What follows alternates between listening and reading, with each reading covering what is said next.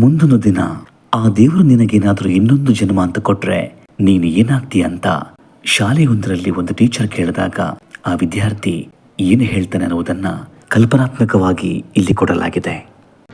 Miss, ಮುಂದಿನ ಜನ್ಮ ಅಂತ ಒಂದಿದ್ರೆ ನಾನು ಮೊಬೈಲ್ ಆಗಿ ಹುಟ್ಟಕ್ಕೆ ಇಷ್ಟಪಡ್ತೀನಿ ಮಿಸ್. ಯಾಕಂದ್ರೆ ನನಗಿಂತ ಹೆಚ್ಚಾಗಿ ನನ್ನ ಪೇರೆಂಟ್ಸಿಗೆ ಮೊಬೈಲ್ ಅಂದ್ರೆ ತುಂಬಾ ಇಷ್ಟ ಅನ್ಸುತ್ತೆ. ಅವ್ರ ಹತ್ರ ಇರೋದು ಸಾವಿರಾರು ರೂಪಾಯಿ ಬೆಲೆ ಬಾಳೋ ಮೊಬೈಲ್ ಅಲ್ವಾ. ನನ್ನ ಅಪ್ಪ ಅಮ್ಮ ಇಬ್ರು ಅವರವರ ಕೆಲಸದಲ್ಲಿ ತುಂಬಾ ಬ್ಯುಸಿ. ನನಗೆ ಕೊಡೋಕೆ ಅಂತ ಅವ್ರ ಹತ್ರ ಟೈಮೇ ಇಲ್ಲ ಮಿಸ್.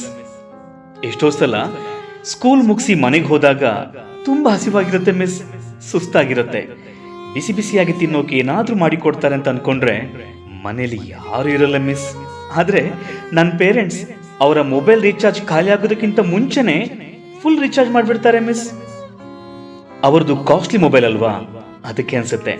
ಅದು ಕೆಳಗೆ ಬಿದ್ದು ಒಡೆದು ಹೋಗಬಾರ್ದು ಅಂತ ಸ್ಕ್ರೀನ್ ಗಾರ್ಡ್ ಹಾಕ್ಸಿದ್ದಾರೆ, ಫ್ಲಿಪ್ ಗಾರ್ಡ್ ಹಾಕ್ಸಿದ್ದಾರೆ, ಇನ್ಶೂರೆನ್ಸ್ ಕೂಡ ಮಾಡಿಸಿದ್ದಾರೆ. ಆದ್ರೆ ನಾನು ಆಟ ಆಡಿ ಕೆಲವೊಂದ್ಸಲ ನನಗೆ ಗಾಯ ಆದಾಗ ಅಮ್ಮ ಇಲ್ಲಿ ಸ್ವಲ್ಪ ನೋಡಮ್ಮ ಅಂದ್ರೆ ದೂರದಿಂದಲೇ ಅಂತಾರೆ, ಏನೇ ನಿಂದು ಪದೇ ಪದೇ, ಅಲ್ಲಿ ನೋಡು ಅಲ್ಲಿ ಆಯಿಂಟ್ಮೆಂಟ್ ಇದೆ ಹಚ್ಕೋ ಅಂದ್ಬಿಡ್ತಾರೆ. ಕೆಲವೊಂದ್ಸಲ ನನಗೆ ತುಂಬಾ ಬೇಜಾರಾಗತ್ತೆ. ನಾನು ಒಂಟಿ ಅನ್ಸುತ್ತೆ. ನನ್ನ ಎನರ್ಜಿ ಖಾಲಿಯಾಗಿ ನನಗೊಂದು ಮೋಟಿವೇಶನ್ ಬೇಕು ಅನ್ಸುತ್ತೆ. ಡೌನ್ ಆಗಿರೋ ನನ್ನ ಕಾನ್ಫಿಡೆನ್ಸ್ ಅನ್ನೋ ಬ್ಯಾಟ್ರಿನ ನನ್ನ ಅಪ್ಪ ಅಮ್ಮನ ಜೊತೆ ಸೇರ್ಕೊಂಡು ಫುಲ್ ರೀಚಾರ್ಜ್ ಮಾಡಬೇಕು ಅನ್ಸುತ್ತೆ. ಆದ್ರೆ ನನ್ನ ಅಪ್ಪ ಅಮ್ಮಂಗೆ ನನ್ನ ಜೊತೆ ಮಾತಾಡೋಕೆ ಸಮಯನೇ ಇಲ್ಲ. ಅದೇ ಅವರ ಮೊಬೈಲ್ ಬ್ಯಾಟ್ರಿ 30% ಬಂದ ತಕ್ಷಣ ಚಾರ್ಜರ್ ಹುಡುಕ್ತಾರೆ, ಮೊಬೈಲ್ ಚಾರ್ಜ್ ಮಾಡಿ ಬಿಡ್ತಾರೆ. ಆವತ್ತೊಂದಿನ ರಾತ್ರಿ ಕೆಟ್ಟ ಕನಸು ಬಿದ್ದಾಗ ಭಯದಲ್ಲಿ ಕಿರ್ಚಿ ಕಿರ್ಚಿ ಹತ್ತಿದ್ದೆ.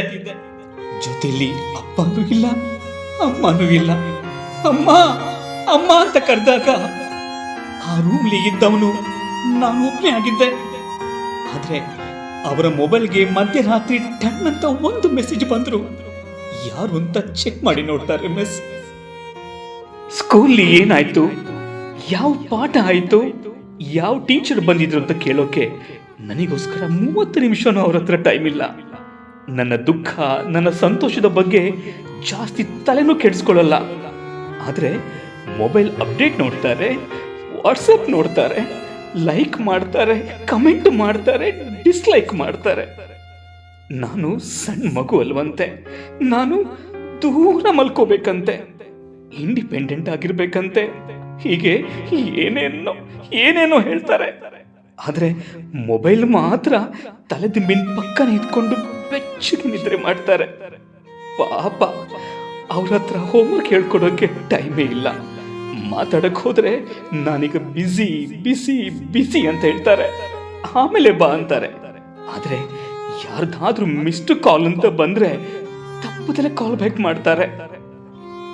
ಅವರ ಆ ಬೆಚ್ಚನೆಯ ಕೈಗಳಲ್ಲಿ ಯಾವಾಗ್ಲೂ ಒಂದು ಪುಟ್ಟ ಮಗು ಆಗಿರ್ಬೇಕು ಅಂತ ನನಗೆ ತುಂಬಾನೇ ಆಸೆ ಮಿಸ್.